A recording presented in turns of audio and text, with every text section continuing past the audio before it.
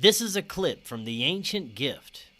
The entire episode is available on the Ancient Gift YouTube channel and all podcast platforms.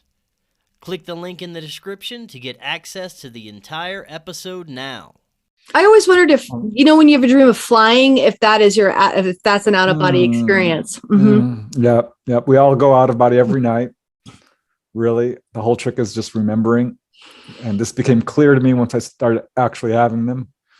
And how it rolled out for me was I had picked up Robert Monroe's book, Out of Body Journeys and Far Journeys. I think he has 3 books.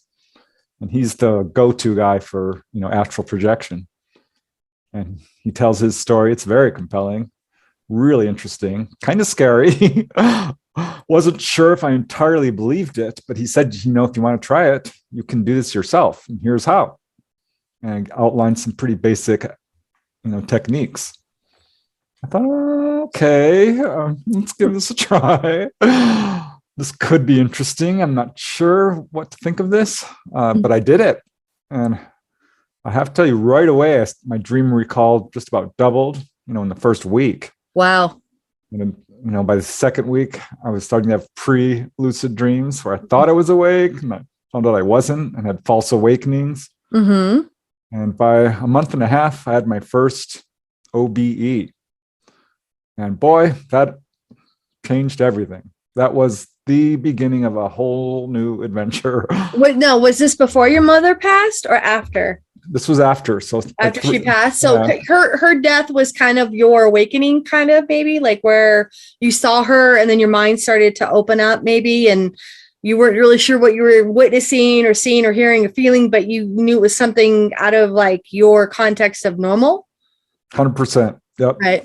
Oh, interesting. And it was not an easy time.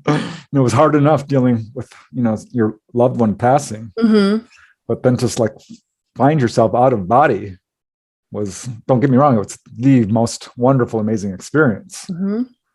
But it caused a huge adjustment in my belief system. I mean, my worldview collapsed because at the same time I'm dealing with UFOs and finding out a lot of people I knew had seen UFOs, not just a couple. I mean, I had 3 family members, 4 or 5 friends, 3 or 4 coworkers, and, people, friends of friends. And this is like 30, 40 years ago. So people weren't so open to talk about their experiences either. I know, the 70s and 80s and, even the 90s, people, if you said, I saw a UFO, people think you're crazy, Yeah. So, here I am, a young man. I have a big family, we had 6 kids in our family.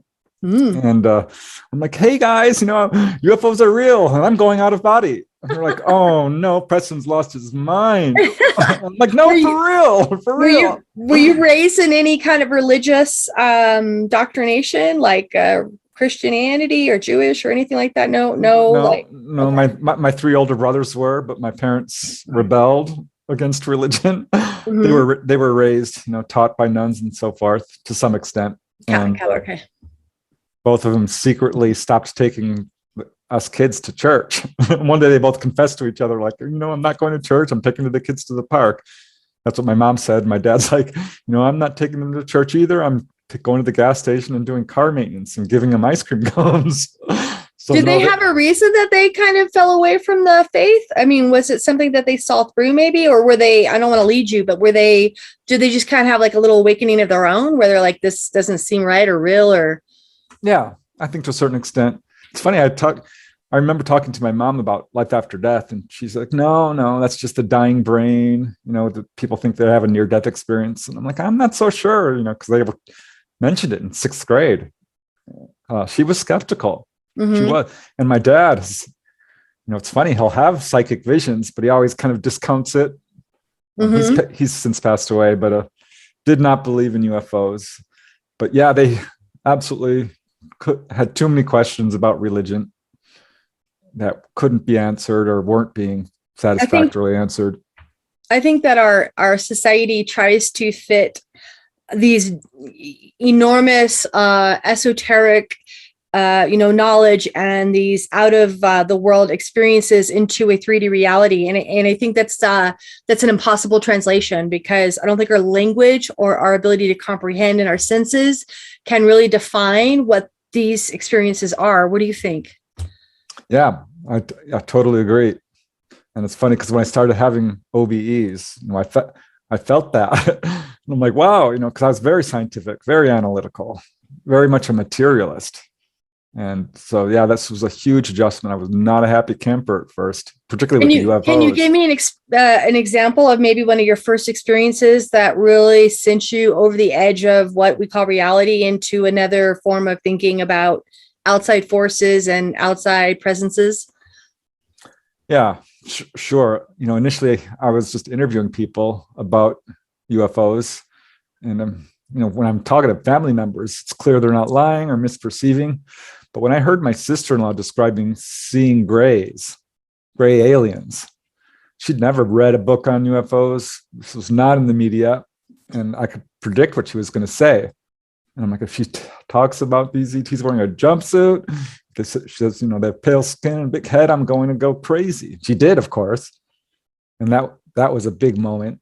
But really, I think the big one for me was like the first UFO sighting and the first OBE. The first OBE was amazing. I was a little depressed, from going through all of this adjustment. And, particularly with the UFOs, my mom passing away and trying to figure things out. And it was daytime. I went into my bedroom, laid down on my stomach, and I'd been doing the exercises to go out of body, right? And Robert Monroe says, when you reach a certain relaxed state, you'll feel an electric pulsating through your body. It's called the vibratory state. And it means you're ready to go. He says it's like a mild electric shock. And I felt it, though I didn't recognize what was happening. And it wasn't mild. It was this huge electrical shock pulsing through my body. And it was severe and scary. And I thought that I had stuck my finger in the light socket next to my bed. And I'm like, I'm being electrocuted. This is what is happening. I am dying. And I popped right out of my body. And I flew across my room out of control. I was completely out of control, across the hallway into the bathroom, at which point I did become, vertically oriented, standing up, and I grabbed the counter, the sink, and looked in the mirror. And I'm like, whoa, there's nothing there. I am out of body. I'm doing it. That's what I said to myself. I'm like, whoa, and I felt such incredible joy and excitement and freedom. I mean, there's just no feeling like being out of body. You're light. And I'm like, wow, it's real. And pulled, strong emotion will pull you back. And it sure did. I was pulled back into my room, floating horizontally now. And I'm like, hey, who's that in my room? There was a spirit there. And I'm like, whoa. And I couldn't focus on them because I was already like, whoa, going crazy, and floated above my body and slowly sank down into it and filled it up. It felt so weird, like a Jello mold or something, filling a mold or something.